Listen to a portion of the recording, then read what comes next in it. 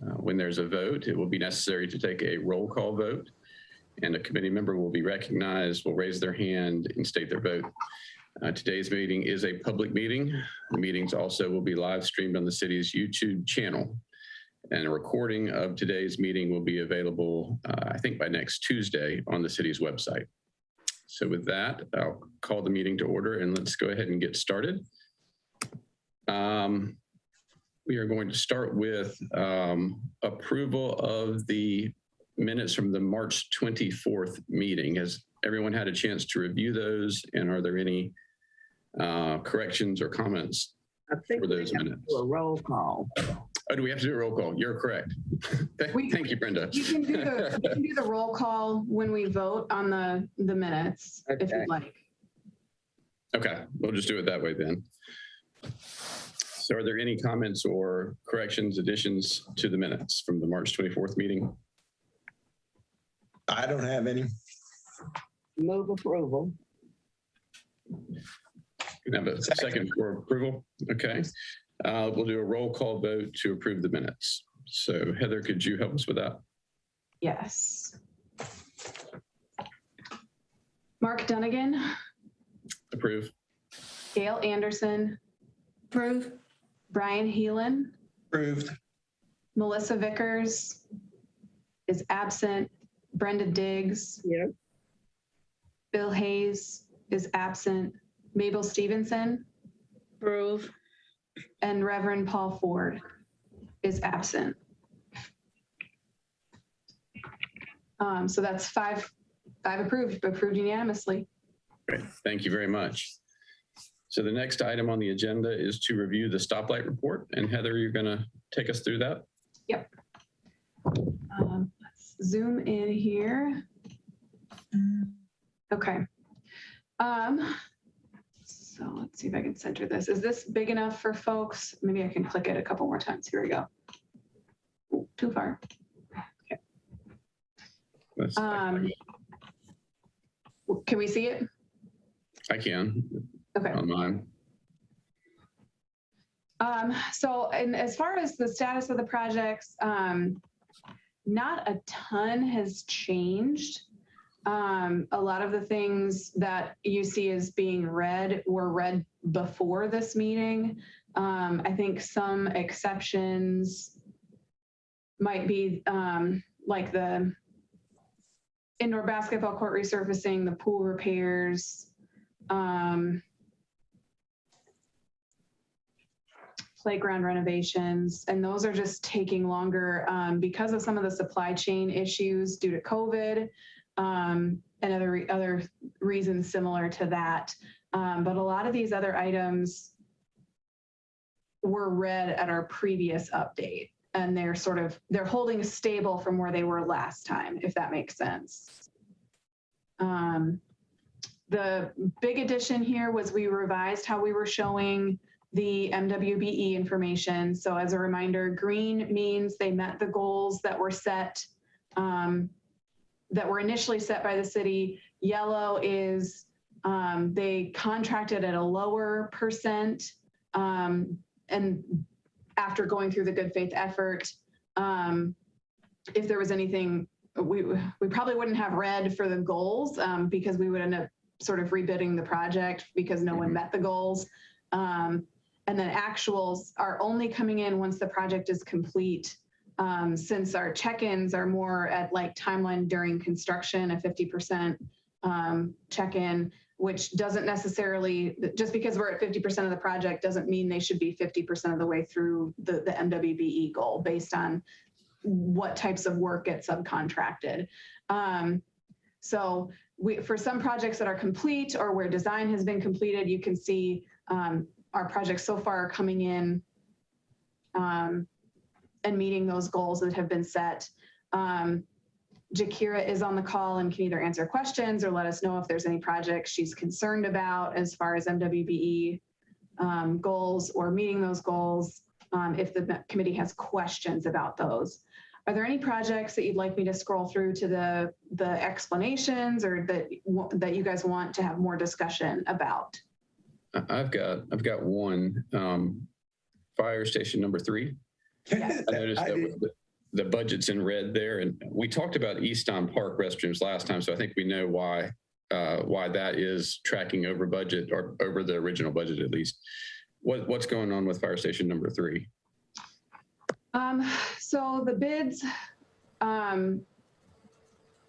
so the kind of the longer story with this is that we bid out Fire Station 13. It came in very high, and so we held off on bidding Fire Station 13 to kind of see how the rebid with that went. They were received. The low bid was 3.9 million, which is over budget.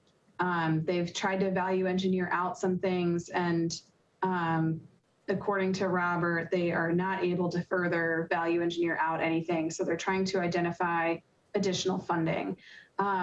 I don't have information from Robert if there's something in particular that's driving the cost overrun, if it's just like, steel prices being high and lumber being high and things like that, or if there's something else that they need at the station that's driving that. So I can get a little bit more information from him about the specifics about why that's coming in over, if that would be helpful. It would, and I guess one of my thoughts is, there's multiple fire station projects that we have on the list, and that's the only one that was red. So is there either something there that's not at the other ones, or should we anticipate the others being red also? So what I've heard from about Fire Station 13 is that when they rebid it, they were able to get in,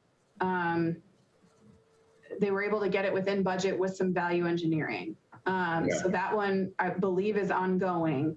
And let me go back to the status here. So Fire Station 13, yes, has started construction. Other projects like the the public safety training complex, that one we're still trying to find a site. They had one that they thought was going to work.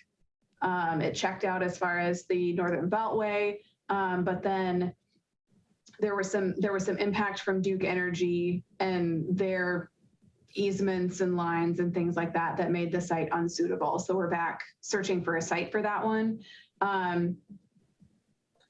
I have no sense. I have not heard anything from Robert about concerns for the budget for that one. It's the base scope is pretty basic, so I don't think there should be a lot of concern for that one. We just probably we would have to push out, we wouldn't be able to do the ad alternates like the additional buildings and classroom space and stuff. But the base should be able to be complete.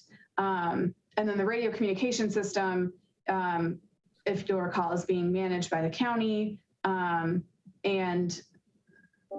that one, again, have not heard any specific concerns about budget. It's also not a building, so it's a little bit different.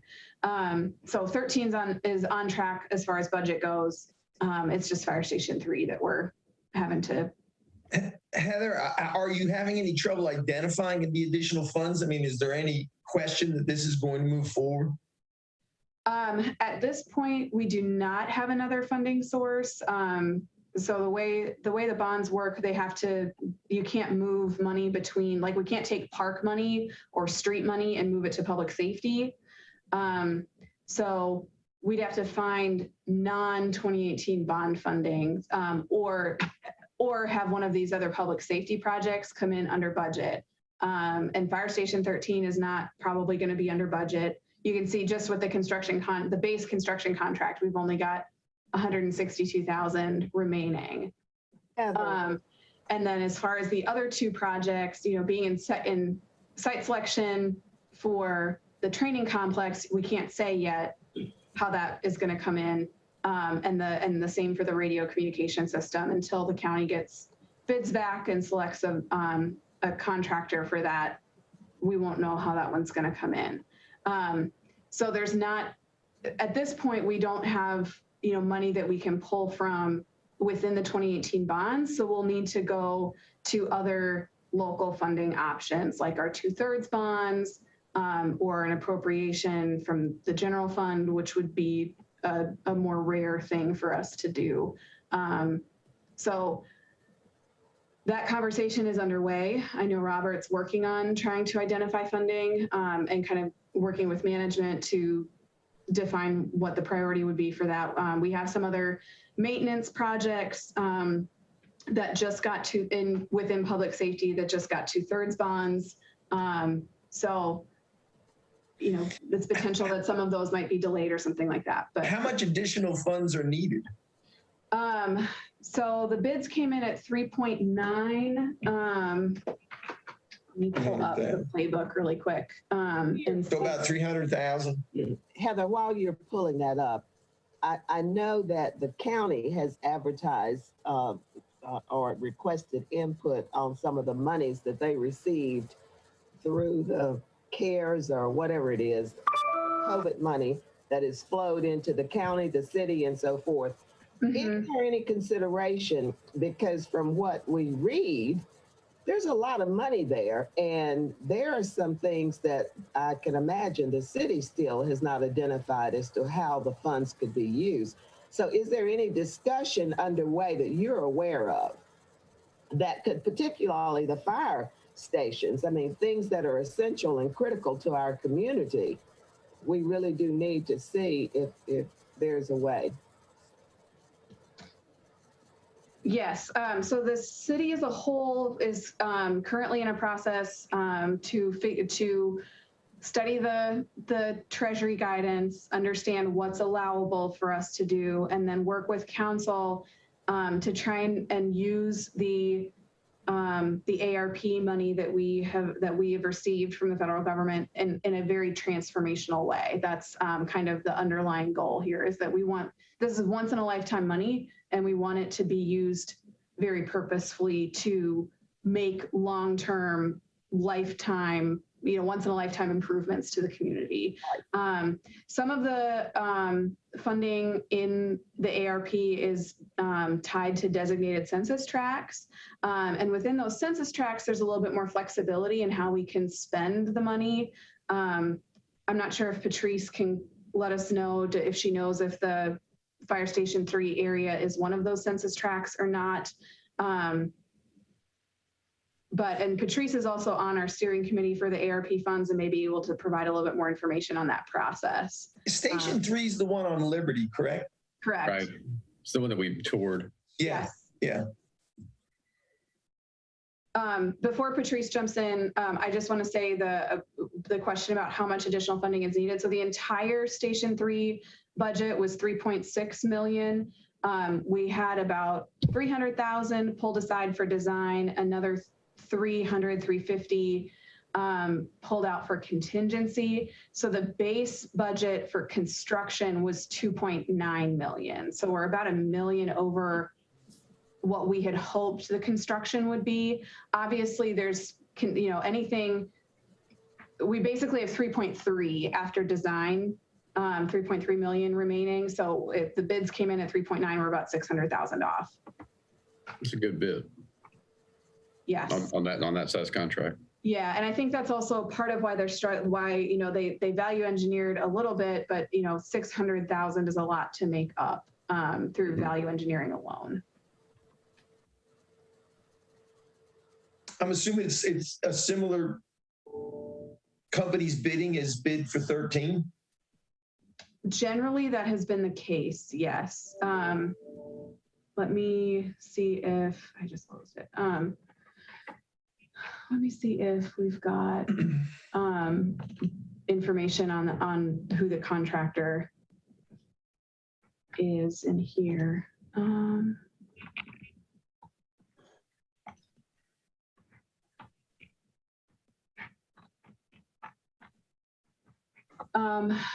So Brake Appleyard was the designer, Peterson Gordon, and they've not updated who the general contractor is yet. So I'm not sure. But I know, like, when the last bond, when we did a number of fire station projects, they were, I think a lot of them, or some of them had the same design team. And then, it really depends on who the low bidder is for each project, but there is often overlap. And I can ask Robert that question as well.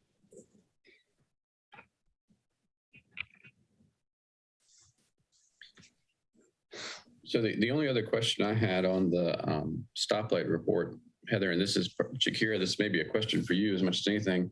When you look down the list under the design category, there's mostly green dots, which tells me that they are meeting the goals set by the city, at least initially, and in most cases, or in some cases, at the end of the project as well. There's a lot of yellow in the construction goals. So my question is, are our goals off, or what do you think the reason for that is? So good morning, Chair Dunnigan and members of the committee. So to answer your question, I think that we are setting realistic goals, but I think that there's an issue with like manpower and workforce. So we know that the firms are out there, but I think that they're just spread kind of thin right now. So we're seeing that contractors are stating that they aren't able to get the firms to meet the goals. But they're going through their good faith efforts, and that seems to be working okay. Correct, yes. All of the yellow dots that you've seen, if the contractor did go through the good faith effort, they did meet the minimum 115, and they did demonstrate their efforts to actually meet the established goals. Gotcha. So a lot of them aren't receiving quotes for particular areas in which we've seen contractors receive several quotes for in the past. So I just think that a lot of the firms are not available. So Shakira, do you think a lot of these yellows they won't meet the goal, but they will have made the good faith effort, or is there still a good possibility to meet the goal? So initially, this is stating that they went through the good faith effort process and their good faith effort was deemed to be sufficient. So they submitted goals lower than what we established, but there is still the possibility for the contractors to gain MWBE participation throughout the project. So we've seen that on several of the projects where they didn't meet the established goal, but their goal at closing was a little higher than what they actually submitted originally at the time of the bid opening. Okay. And how do we encourage that or monitor that? I mean, once they've done the good faith effort, is that something you're continually reviewing with them? Yes, so they're required to submit monthly affidavits with each invoice that they submit to the city. And then at the end of the project, well, in the middle, at the 50% check-in that we do that Heather stated about earlier, we check in with the contractors. We do site visits to ensure that, you know, none of the work is being supplemented by non-MWBE firms. And then at the end of the project, we verify that all of the subcontractors were paid before the last payment is paid to the contractor. Thank you. You're welcome. So I scrolled to the MWBE portion of the stoplight report just to kind of look at some examples. So this first one is Carl H. Russell. You can see there were goals set of 8 and 5, and then the contractual percentages are 0 and 14. And so far at the percent through the project that they're at 0 and 10. So, you know, they're making progress toward their contracted goal. For minority-owned business, the contracted goal is below, or the contracted percent is below the goal that was set by the city. Like Jakira was saying, probably due to just, you know, struggling to find subcontractors to work with. Another example where we see the goals being met or exceeded is W.R. Anderson, where the goal that was set was 18 for MWBE and 11 for WBE. And they contracted at a little bit higher on both of those. And then you can see their current status so far. So does that help clarify at all? Yeah, and Heather, just because of this, you know, because of all the delays we just generally read about in construction now, Mark, you may be able to speak to it. I mean, these folks are not being eliminated because they can't get it done on time, or is the deadline something that can create a situation where the MWBE isn't met? Typically, in the bidding stage, I mean, they will take the schedule of the project into account in terms of whether or not they're going to submit a bid on that particular project. So, you know, so that certainly plays into it. And I think Jakira is right. There's more work than there is people to do it right now, whether they're an MB, a WB, or neither. And so I think that you're getting a lot of people saying, I'm full until, 6 months from now. And so I'm not going to take on another project that would even stretch me further in that time period. Yeah, and we had conversation at a prior meeting about, some of this is pandemic related, maybe there's potential that some businesses may have been negatively impacted and, have less staff or less capacity for projects. But then also there is just a huge demand for work right now. And so some folks, like Mark is saying, are overloaded. So there's sort of both sides of that.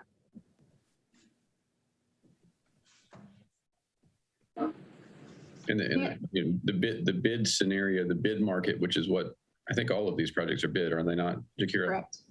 Yes. So all of these are bid projects, and there's a good side of that and there's a bad side. The good side is if you need something right now, the project typically is getting ready to start, right? So that's a good thing. It's also bad in that if you've got a bunch of work, you just say, no, thank you, and move on to something that's going to happen later. Yeah. One other thing to draw your attention to, so the last time you saw the stoplight report, tennis court repairs were complete, so they were highlighted green, but we've had 2 more projects that have been completed since that time. One is W.R. Anderson Rec Center, which I'll show you some pictures of in a minute, and then Hobby Park is also complete. W.R. Anderson, I think, has not finished submitting all of their submitting all the invoices and finishing the MWBE process. So these final actuals will get filled in when that's complete. But you can see Hobby met those goals all the way across. So. Any other questions on the stoplight report or discussion on the stoplight report?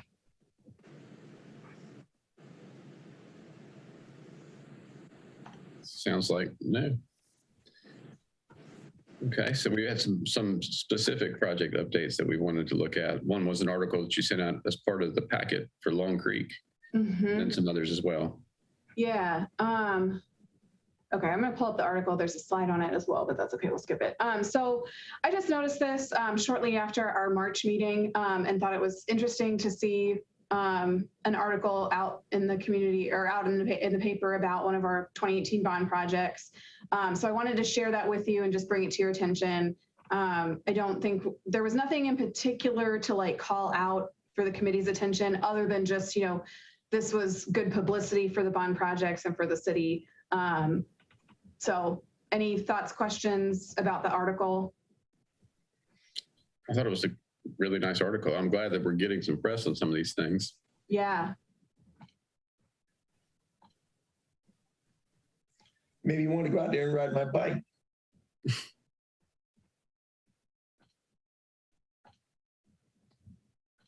Okay. So I think next up we're moving into, can you guys see the whole PowerPoint presentation? We just see the presentation view. Okay, you're seeing the presentation view? Like what would be on the screen. Okay, perfect. That's what I was looking for. Okay.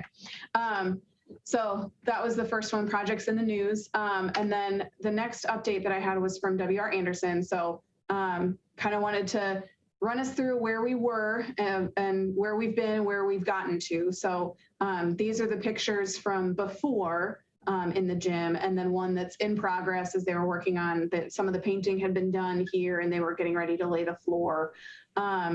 So here are some after pictures. This is one of the gym floors with sort of the specialized design and paint and imaging based on the location. So, and you can also see all of the repair work that's been done to the ceiling. So the roof was remediated, and then the internal ceiling was as well. So I know that was a big concern before. It's all new lighting. It was really fun when I went out there. I don't know if you guys recall when we did our tour, we went out and they flipped the lights on when we got there, and they were finally full brightness by the time we were leaving because they had to warm up. When I went out there to take these pictures, he opened the door, flipped the light switch, and everything was on, and there was no buzzing. So LED. Yep. So here's a little bit more details on what's been completed. So this project was done in June of 2021. So just finished last month. The roof was coated on the outside. The ceiling was painted. The tiles were replaced. New lighting. It has a motion sensor. It's immediate on. It's no buzzing. New rims and backboards, new bleachers, new floor. The interior was painted, and they also installed some security improvements. So great project. I love that floor design. That's pretty cool. Yeah. So it's you can kind of see it on here. It's the whole city skyline. Plus, there's some fun like hatching in the foul lane, and then signature of, I forget who the gym is named for or dedicated to, but the signature of that individual. So yeah, very exciting. Any thoughts, questions, comments on Anderson? I just say keep the marketing people apprised, because these are incredible opportunities to get some TV and print coverage as well. Mm-hmm. So that actually leads us, Gail, into our next update. Oh, great. We've got Ed McNeil. One more comment, Heather. Oh, yeah. I know Reverend Ford I don't think he's on the call, or he wasn't earlier at least. He had a particular interest in this project. It'd be good if you could send him these couple of slides so he could see the finished product. Yep, I got up with him. His email, when I sent out the meeting announcement, bounced back. And so I reached out to him and was able to forward that to him. And this is attached. Awesome. Thank you. Yep, no problem. So next up, we've got Ed McNeil, who is our Director of Marketing and Communication, as well as Meredith Martin, our Director of Strategic Initiatives, both on to talk about some of the publicity efforts and then specifically about our groundbreaking and ribbon cutting events. So I will turn it over to them. We'll start with Ed talking about sort of publicity and some more of the marketing piece, and then Meredith will take over to talk about the groundbreakings and ribbon cuttings. Good morning, CBOC members. I'm Ed McNeil, Marketing and Communications Director for the City of Winston-Salem, and our processes for updating the public with regards to bond projects is that we notify our elected officials. We send that information also to the full Forsyth delegation. We saw a really good response with this when we did it for Fire Station 13 groundbreaking. And so we did see good response and had some legislators from outside our, obviously within local city government. We had our city council, but we also had some county commission members, and we had some from the state. We promote these activities on the city's TV station as well as on social media. And then we have a monthly half-page ad in the Winston-Salem Journal as well as the Chronicle, and we do an ad there to educate the public about those activities. Most of the time when we do these, we also include an individual story that's produced that's also shared out within social media. Our social media strategy is very aggressive. We do multiple posts per day because one of the things that people forget about Facebook is it's not like television. People don't sit there and look at your page all day and watch to see what you're doing. Facebook allows only about 17% of your audience to see any individual post. So we will post the same item at 8 a.m., noon, 5 p.m., and 9 p.m. to grab a different sliver of that audience. We do tend to produce news releases that let the public know that these activities are coming up. What I was made aware of was that we had not been notifying you all or the CBAC committee. And so Susan Spainhour, who is our senior community educator, Sue takes the lead on getting this information out about these events. She and I have put it into our notes to make sure that we notify you all at whenever these projects come complete. I will show you just briefly, because I am an old show and tell reporter from back in the day. Right here over my shoulder is a very large printout of the very calendar that you were seeing there earlier, and that's intended to bring it front and center for myself and my team to make sure that as these projects are coming along, that we're staying updated. Now, I have to admit that we were behind on Happy Hill, did not realize that Happy Hill was coming done as fast as it was. And in all honesty, the community had gotten out there and gotten involved in the planning of how that would be celebrated in some instances ahead of staff. And so we were able to participate in that, organize it, and get it, make sure certainly that it's cityfied, as we say, to make sure that it reflected the way that the city does things. And we did the same thing with the William R. Anderson Center there as that project was celebrating. Also, Josh Howard, who grew up in that rec center. And so those are the efforts that we put in place to make sure that we get the information out to the public. Of course, I think most of you know you can send news releases out to media all day. That doesn't necessarily mean that they will cover it. And certainly with our newspaper, as short-staffed as they have become, it's even more of a risk. So that's why we take a very aggressive approach to try to do that promotion from our own sources. That's all that I have to present. I can either turn it over to Meredith, or you all can ask any questions that you may believe I can answer. I'll just jump in really quickly before you have any questions. Good morning, CBOC members. Just to kind of provide you an update as far as the groundbreaking and ribbon cuttings, that's actually Ed's team that really puts those into place. Nelson Malloy Park is one he didn't mention, but that's one we've also had recently that went over, I think, really well within the community. But I work closely with Heather within the playbook to make sure that Ed's team has the appropriate dates to know kind of where the projects stand as they move forward, and provide Ed and his team that updated timeline to ensure as we move forward that these groundbreakings and ribbon cuttings are taking place for our community. So I'll open the floor to any questions you may all have. This is Gail. Just Ed, to go back to what you were talking about, being an old veteran of political campaigns, an occasional letter to the editor, either in the Journal or the Chronicle, from some delighted person at one of these projects saying how great it is that their city tax bond money is being used might help. It's not news coverage, but it can help spread the word, as you well know. Yeah, very good. Thank you for that. Thank you. Anything else? Any other questions for Ed or for Meredith? Well, thank y'all for everything you're doing. I don't do Facebook enough to ask you any legitimate question about how it works, but I imagine and see that it's working pretty well. So thank you for all that you're doing. I'll offer Mr. Dunnigan that one of the, it's one thing for us to sit here and talk about using Facebook as a way to get this out, but really you have to see that number one, that's a large universe. It's crazy how many people have Facebook in our marketplace, but we don't just post it out. When we do these, we do a targeted promotion around the facilities. So it's not just a post. And then beyond that, we oftentimes do a mailer around the project as much as a half-mile radius to make sure that the people geographically close to it know about it as well. But and again, I hate excuses. I hate excuses, but I will offer that we compete very much with a lot of material. There's a lot of attention or a lot of things that are trying to get people's attention.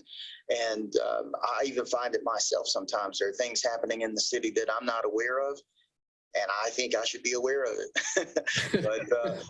but there are instances where there's just so much pulling on you to get information out that sometimes it just doesn't carry. But our commitment, marketing and communications commitment, certainly to this committee and most of all to the city manager and our elected officials and residents, we're going to swing for the fences to get the word out. And we'll sit down and do some more thinking and figure out what else we can do. There's a lot of projects that are coming through, and I think I agree with you all that I'd love for that to be shouted from the mountaintop, and we want to make sure everybody can participate and can celebrate it all. And can I ask one more question? This is my area of interest, but is somebody on city staff doing a regular update at the city council meetings on bond projects? I'll be confessing that I don't watch the meetings every time, but a lot of people do. And I'm just wondering if maybe every couple months there could be a little update of here's the projects that have been completed, to give the city council people an opportunity to brag a little bit about what's involved in their ward or whatever as well. That's a good idea. I don't know if I'm the right person to respond to that. Meredith, Do you want to speak to that, either the current state or the possibility of creating that? Yeah, I could answer that or give it a shot. I know council does receive updates from this committee and some of the materials you all receive. Occasionally, we will provide council with an update on bond projects.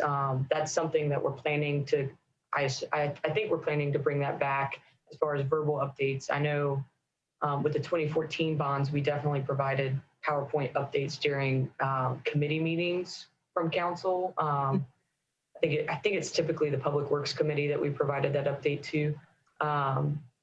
But that's definitely something we could look at in the future to bring back and provide quarterly or twice a year updates. So Pictures of shiny new rec centers and fire stations at a public meeting that gets watched, I think can go a long way.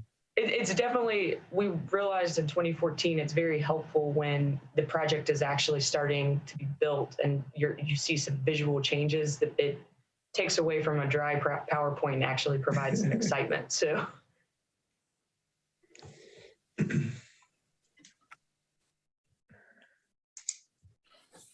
Are there any other questions for Ed or Meredith? Okay, thank you all both for being here. Thanks, guys. Thank you.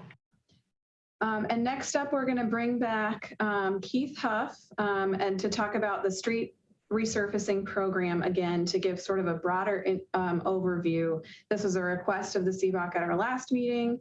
So just trying to give a little bit of a higher level of street resurfacing as a whole to kind of give context to the 2018 bond project.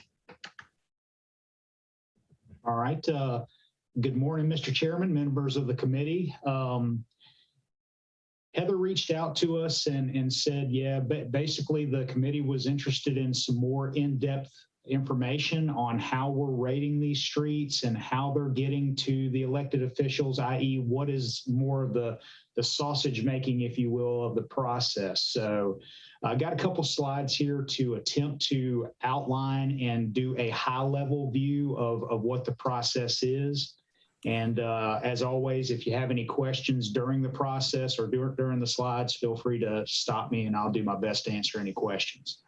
So in general, the city of Winston-Salem and most municipalities do a street rating program and assessment, and it's based on NCDOT's pavement condition rating survey document. It's actually a fairly large manual and it's very in-depth, as with anything NCDOT.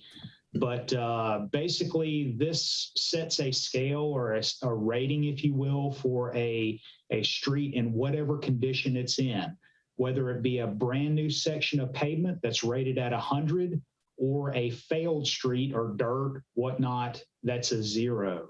So in any discussions that we have, those ratings are basically 100 brand new hot mix street or a failed dirt asphalt broken road. It is not intending or meeting its intended function. So basically DOT, as I mentioned, has a very defined process of that, but it involves the condition of the street and what's happening to the street. Cracks, potholes, and DOT has different types of cracks. We'll go into that a little bit more. If the cracks and the rutting is actually leveling out the pavement, if it is becoming delaminated, there's 9 different categories that you have to look at when you're rating a street. Also, what comes into play is the volume or ADTs on the road in specific. So a road that's dead-end cul-de-sac that has 3 lots on it is obviously different than a critical care road like Hawthorne or Cloverdale that goes to Baptist Hospital. So we look at those differently as far as the critical care paths and whatnot that those roads might provide as far as hospitals, dialysis, et cetera. And every year we have a goal to assess and rate a certain amount of streets every 2 years. I know you guys have heard this before, but COVID, the pandemic, has obviously put those efforts in the rears. Heather, if you would, please.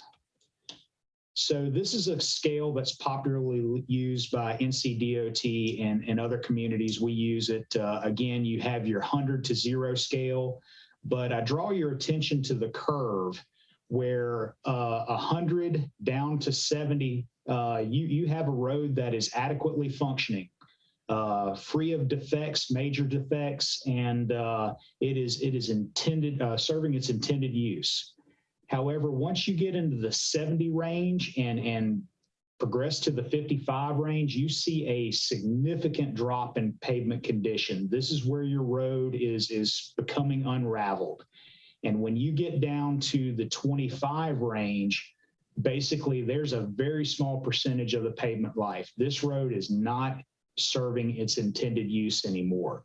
And believe it or not, we have roads all over this scale in the city of Winston-Salem. We have 15s in some areas.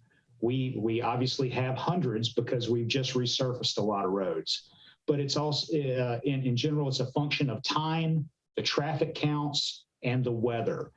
One thing that pavement deteriorates faster from anything is moisture. Rainfall coming into cracks in the winter, heave, fall, that deteriorates a pavement surface quicker than anything.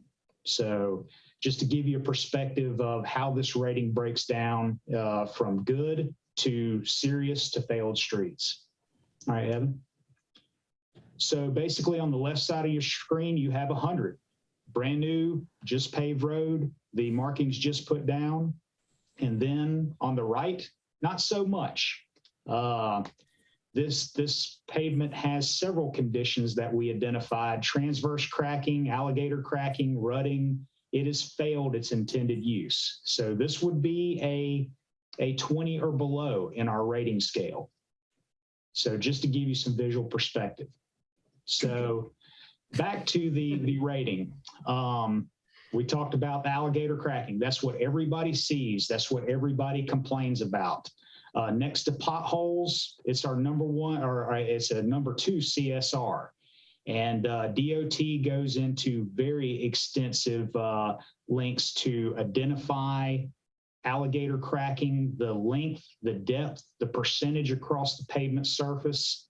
And it is one of the key things that they identify and evaluate because it's present basically on all failing systems. This is allowing the moisture to get into the pavement surface and deteriorate more rapidly. Basically below that, you have rutting. Rutting is where you have high PSI or high weight traffic like tractor trailer trucks and whatnot. They're rutting the street out. When the street starts moving, it stops being functional. The subgrade, the subbase is moving around, and this street is not long for this world. So again, just to reiterate, the type of street obviously has bearing on the priority, high volume streets, critical locations. And again, we're trying to rate those streets as much as we can every 2 years.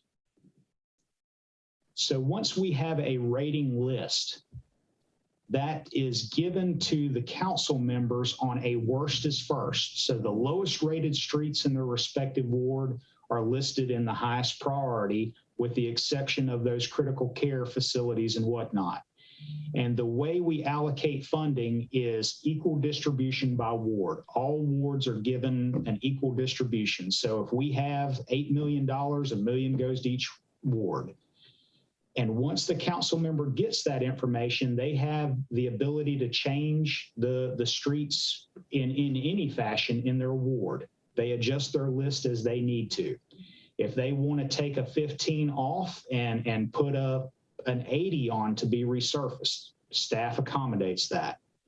So they review, make changes, and a lot of times we'll get a list that accommodates their allocation before we even give them the ratings because of complaints. Citizen complaints can more than drive their annual allocation for resurfacing.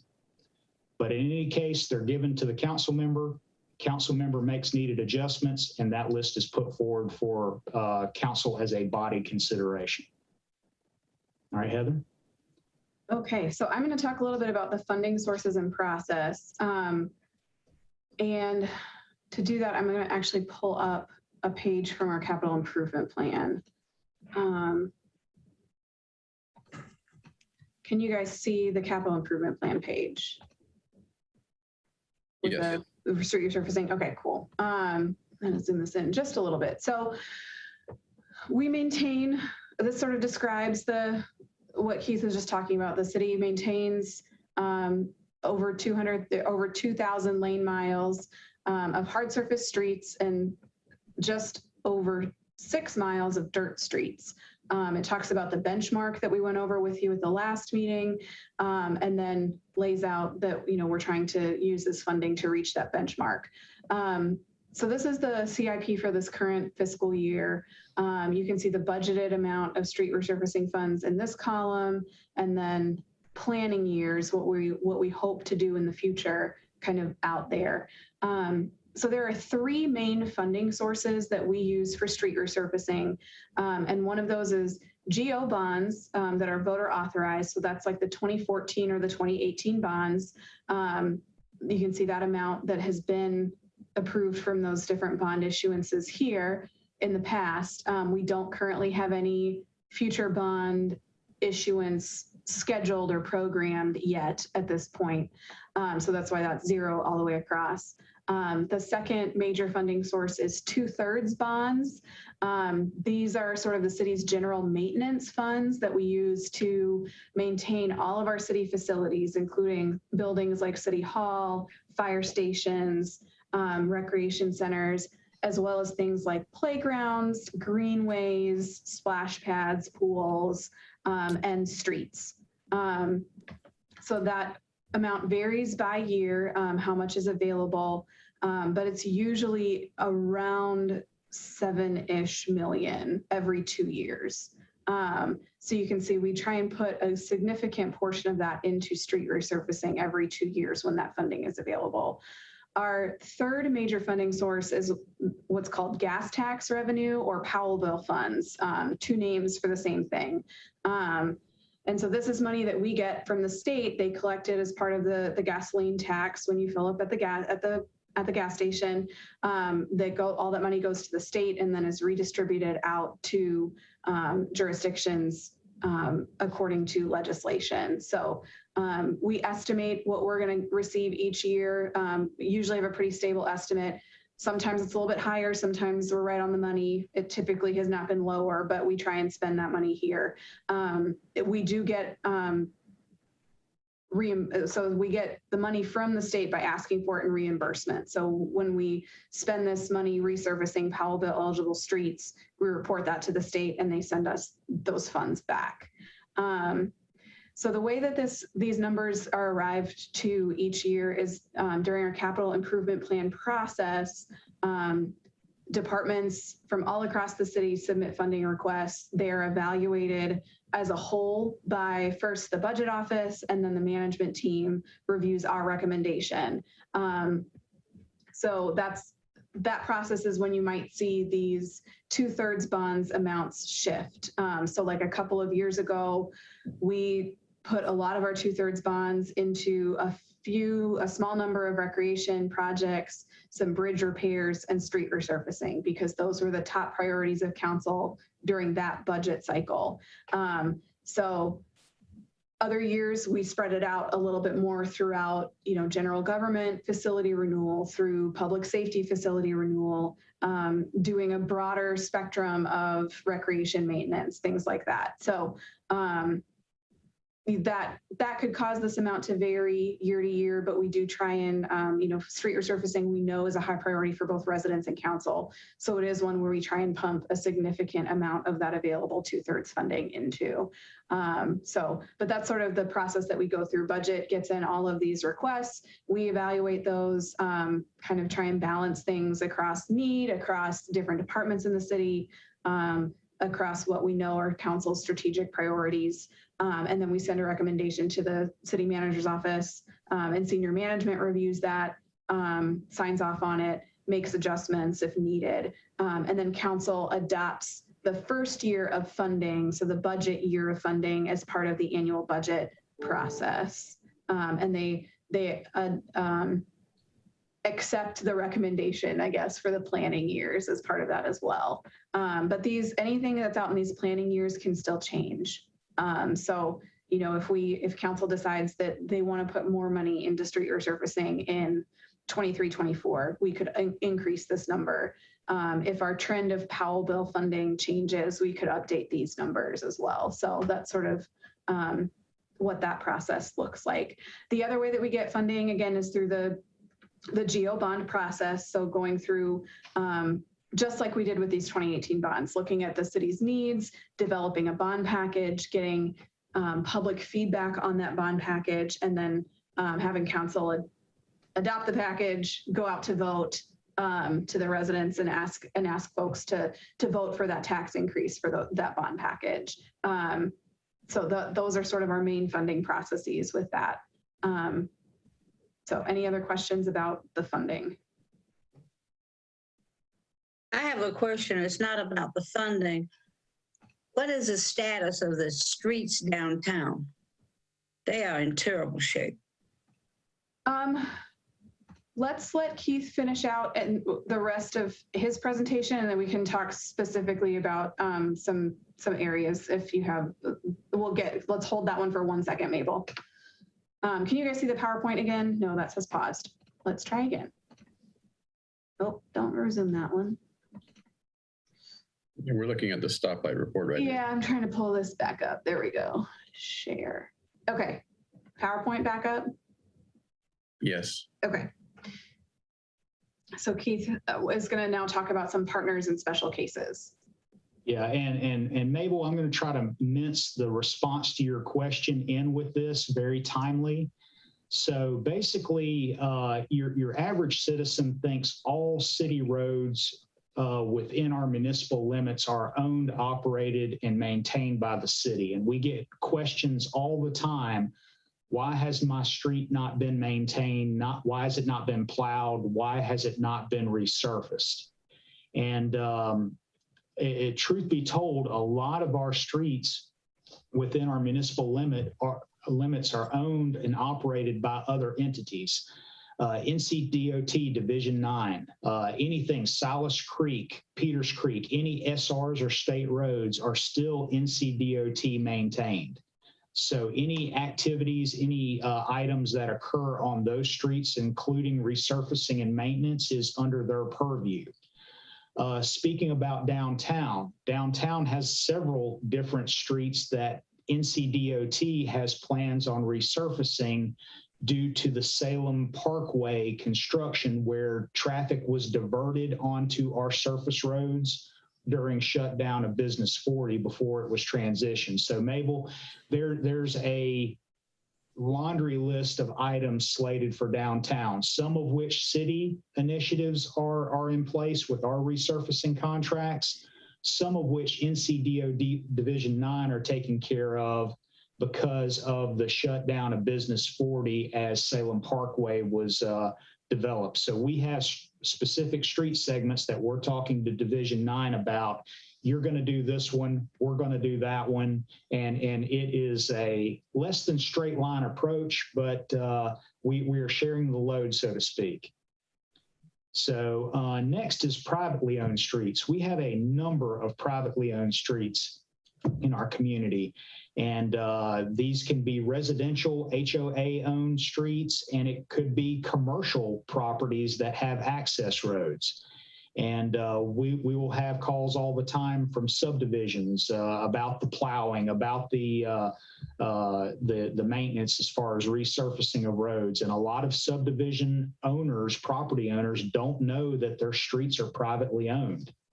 So it's a case of if that street segment in that neighborhood wasn't built to city standards and wasn't accepted by the city, it's a private street. Anything where you see black signs around the city and they're not green, they're privately owned. So we get questions every year from citizens on why my street's not resurfaced. You look them up, it's a private street owned by Acme Homeowners Association or something to that effect. Next anomaly is alleyways. So alleyways are a unique thing because the city may or may not use them to do garbage pickup or provide services. If the city does garbage pickup or provide services, we will do what we need to do to get the garbage in and out of that particular area. But as far as upkeep and maintenance, like a regular city street, we will not do that as a rule. So alleyways, paper streets, if you will, they have a different service level and connotation. So that's kind of our special cases, the unique situations as it relates to resurfacing and how we take care of streets. Mabel, did that get your question answered? Yes. All right. Yeah, and Thank you. And just to add to the downtown, some of our other 2018 bond projects, like the two-way conversions, do include resurfacing those streets once that conversion work is done. So that covers First and Second, and then also Liberty and Main. So there, in some places, the downtown resurfacing is built into other projects. Heather, I have a question of Keith before he leaves. Mm-hmm. And I realize he may not have responsibility for doing this, but what input does the city have in terms of the look? Many of our streets, the highways, you know, even like Silas Creek, for example, Peters Creek, the grass is overtaking even the Salem Parkway. When you drive on Salem Parkway, I mean, grass is growing everywhere. Whose responsibility? Because when you drive into our city, I can remember a time that it didn't look like this, but the grass is growing everywhere. So I know it may not be the city's responsibility, but what role does the city play in trying to get that done, get that taken care of? Yeah, absolutely. So, as we talked about, NCDOT streets, the appearance and vegetation management in those right-of-way corridors are their responsibility, with exception of a couple of cases that the city's negotiated with the state to take over maintenance of those things. Yeah, I understand what you're saying, but typically speaking, NCDOT takes care of the vegetation management on their road corridors, and we take care of the vegetation management on ours. I can tell you that both sides of the fence are significantly resource lacking when it comes to those things. Yeah. DOT had a contractor and vendor shutdown during COVID that they're just now emerging from. And same with the city. If it wasn't essential services, water, sewer, cave-ins, stuff like that, those things were taken off. And a lot of those vendor contracts are in the rears. So I understand what you're saying, and they are trying to kickstart that like a number of different services around the community. Thank you. It's just the worst that it's ever looked. I mean, really. And you realize that. Yes, ma'am. Keith, I've got a more general question for you. I think I can understand pretty easily why the dollars for paving are allocated equally around the districts, both political fairness reasons. But are the roads, the percentage of roads that don't measure up to a 70 equally allocated to the districts? Simple response is no, they're not. You look at your major thoroughfares, you look at your commercial type establishments, wherever those commercial establishments are, and you have heavy trucking going in and out. Think about your Indiana, your Glen Avenue, up around the airport, a lot of heavy commercial traffic out there. And you can spend the ward's resurfacing allocation on 2 roads out there. So is it proportionate? No, sir, it's not. Is there ever any consideration given to the money actually going where it's needed instead of being equally allocated across the wards? As a humble staff member, I will defer that to others. No. I'll take that as a no. That'd be a tough one. Thank you for the answers. Yes, sir. Anything else for Keith? Keith, thank you so much. Appreciate your time this morning. You're welcome. Y'all have a good day. Thanks, You too. sir. Okay, next up, I don't think Ben has joined us, so I think this is Patrice's update. Patrice will give an update on the COVID grants and the community investment grants that you all helped allocate out. Okay, I didn't plan to fill in for Ben. He's on vacation this week. I will tell you that the social justice and community investments money has been pretty much fully distributed. So almost all of the agencies, there are about 5 agencies that have not received their funding, and it's really for administrative reasons. Well, one agency dropped out. It was a youth mentorship program that the Phi Alpha organization was going to support, and there was an issue with kind of their funding partner. And Partnership for Prosperity hasn't received their money. There was an issue with their contract, and theirs go through United Way, but we'll get that resolved. And St. Paul's United Methodist Church, we're just having trouble getting in contact with their person to sign the contract. But in general, everyone else has their money, and we'll start receiving updates. They have to turn in reports every other month, and they have, in general, about 6 months to try to spend the resources and give us an update. Some will require a full year, but we are trying to get the information so that we can compile a report and get it back to this committee and then back to council for update on how the money was actually spent and if there were any true outcomes based on the distribution of the resources. Any questions? I think you were going to pass the question that I asked earlier about the funds, the potential reallocation of some of the government funds going to some of the very much needed projects. Yes, great question, Ms. Diggs. So as Heather mentioned, there is what we call ARPA, it's American Rescue Plan Act committee at various levels, and then there's a task force as well. So we have been allocated $51 million for the city. The county has a little bit over 70 million, I believe. And right now, there's an interim final rule, which means it is not the final rule. We continue to get updates. So what we have come up with are kind of guiding principles, and this is from council.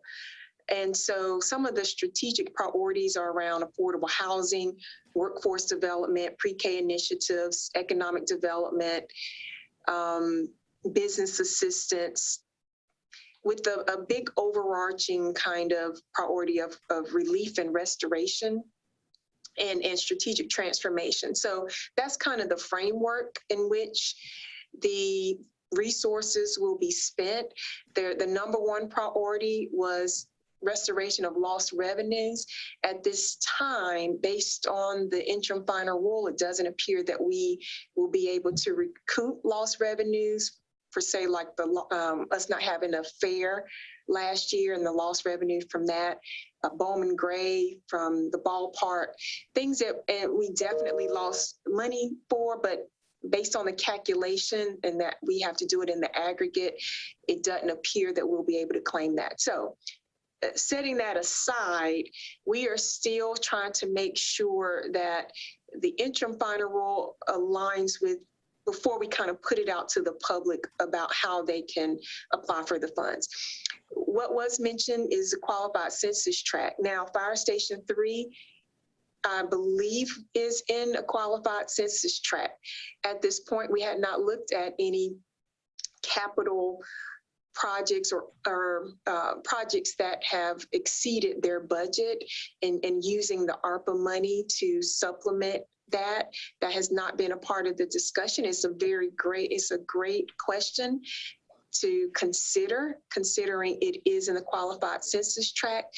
It probably doesn't necessarily align to the intent of the funds just based on what we know, but it would not be out of the question because projects in qualified census tracts, they're given so much freedom to how we can spend it, with the thought that communities in those areas not only were affected by COVID-19, they were already experiencing hardship before the pandemic. And so the pandemic only enhanced that. So the project can be where it kind of proves that there's some kind of economic hardship or lack of equality of some sort. I think it would potentially qualify. But right now, we'll probably look within the public safety bond funding and say if the radio communication, which we partner with the county, comes in under budget, we'll be able to make up some of those about $300,000 for fire station number 3 and supplement it in that way. So we'll kind of see how the projects pan out. But it is a question I will explore a little bit more, Ms. Diggs. Thank you. Thank you. You're welcome. Any other questions for Patrice? Patrice, so do you anticipate like by year end, or I mean, we're going to be coming up on a year here in the first quarter for the COVID distributions, that we will be getting kind of in-depth feedback probably at the next meeting on the COVID money versus the social justice? You're talking about the COVID, the $1 million that the city managed. Okay, I think so. I think Ben has gotten to a point where he's compiled a lot of the data. So I would say yes, by the next meeting, he should have a pretty comprehensive update on that money. Okay. Yeah, and that was in partnership, so there's, city had their own $1 million allocation. Right. Also, the foundation had quite a bit of money, but he, I think, has compiled the reports, and we'll be able to report back. Thank you. Okay. Anything else for Patrice? Patrice, thank you. Appreciate your time this morning too, as always. You're welcome. Thank you. Before we adjourn, I do just want to bring your attention to the fact that due to the expiring emergency order, our next meeting will be in person. So that's going to be, I need to figure out exactly which meeting room we'll be in. So that information will come out closer to the meeting, but we will be somewhere, either City Hall or Bryce A. Stewart Building on September 22nd at 9 a.m. Great. That'll be a change. Okay. Anything else for the good of the order from anyone? Okay, well, hearing none, I appreciate everyone's time and talents this morning being with us. So if there's nothing else, I'll accept a motion to adjourn the meeting. Motion to adjourn. Second. Second. Motion is seconded. The meeting is adjourned. Thank you all. We'll see you on September 22nd. Have a great remainder of the summer, guys. Bye-bye. Yes. Thank you. Thank Bye, you. everyone.